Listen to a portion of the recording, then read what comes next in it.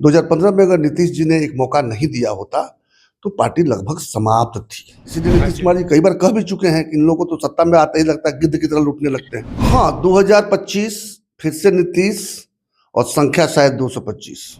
इस बार 20 के नीचे भी आरजेडी आ सकती है। चले हैं जवाब रोजगार देने, एक चपरासी का अप्लाई करने का उनके पास सर्टिफिकेट है।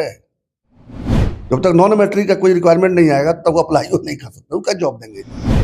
नमस्कार, मेरा नाम प्रेम है और आप देख रहे हैं फर्स्ट बिहार झारखंड। लालू यादव के बयान के बाद सियासी पारे हाई हो गए। देखिए, लालू प्रसाद यादव कह रहे हैं कि हमारे रहते भर में बिहार में बीजेपी की सरकार नहीं बनेगी।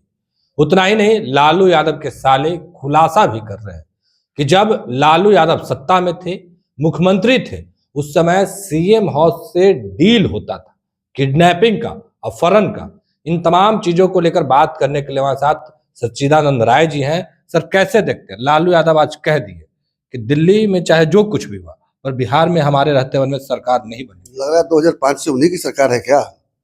2005 से जो सरकार है, क्या उसमें बीजेपी शामिल नहीं है? अभी दो जो उप मुख्यमंत्री हैं वो किस पार्टी के हैं? बीजेपी के ही है ना। तो लगता है लालू जी की याददाश्त में कुछ प्रॉब्लम हो गया है, वरना ऐसी बात नहीं कहते।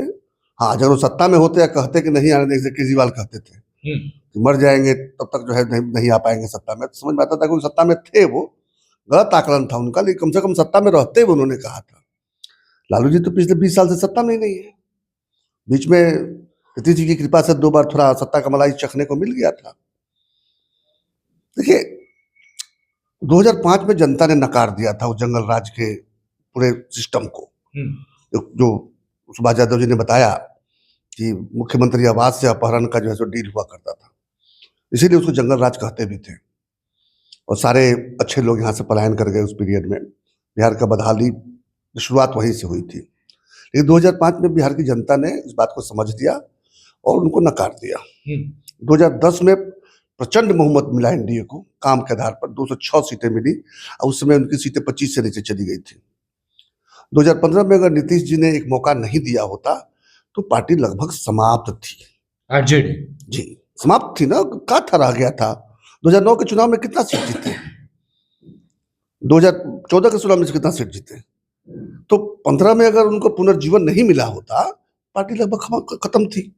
अब इसका पुनर्जीवन जब मिल गया, कुछ फंड वंड भी आ गया, वो तो सत्ता में बैठने के बाद एक ही काम रहता है, कहाँ से पैसा वसूला जाए, कहाँ से पैसा लूटा जाए। अभी आपने देखा जो पिछली बार जो थे तो मुख्यमंत्री तेजस्वी यादव जी के पास 4 बड़े बड़े डिपार्टमेंट थे। 4 बड़े बड़े डिपार्टमेंट, चारों डिपार्टमेंट में काम करने का थोड़ी था। उस 4 डिपार्टमेंट के पास बजट बहुत ज्यादा था, तो लूटने का ज्यादा अवसर था।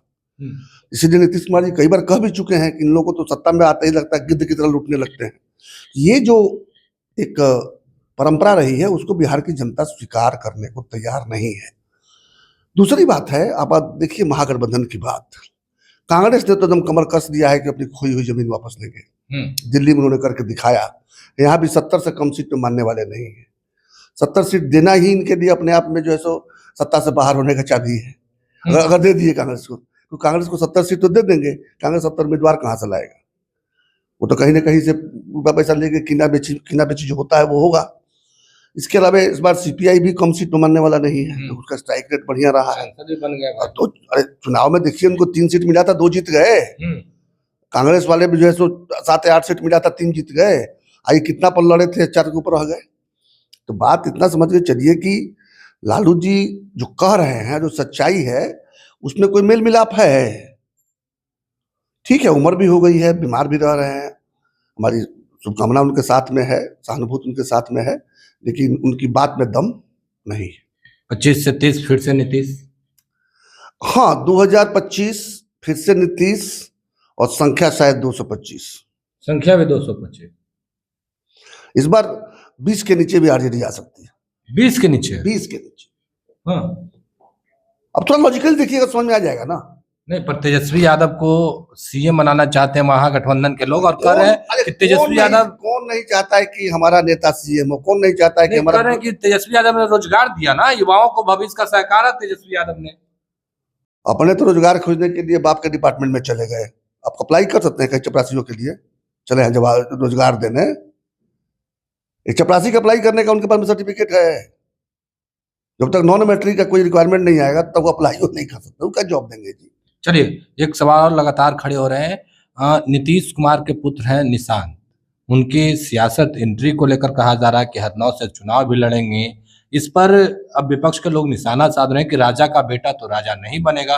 कांग्रेस की ओर से एक पोस्टर भी लगा दिया गया। ये बताइए, कॉपीराइट केवल कांग्रेस का ही है कि राजा का बेटा बेटी राजा बनेगा, फिर उसका पोता पोती राजा बनेगा, फिर परपोता परपोती राजा बनेगा? खाली कॉपीराइट कांग्रेस के पास है या लालू जी जैसे जो है तथा कथित समाजवादी जो परिवारवादी हैं उनके पास है? लालू जी, मुलायम जी, करुणानिधि, जिसका नाम ले लीजिए, सब तक जितने भी हैं, आप जितने क्षेत्रीय दल हुए उन सारे क्षेत्रीय दल और राष्ट्रीय दल में कांग्रेस, इन्होंने तो वंशवाद को बढ़ाया है।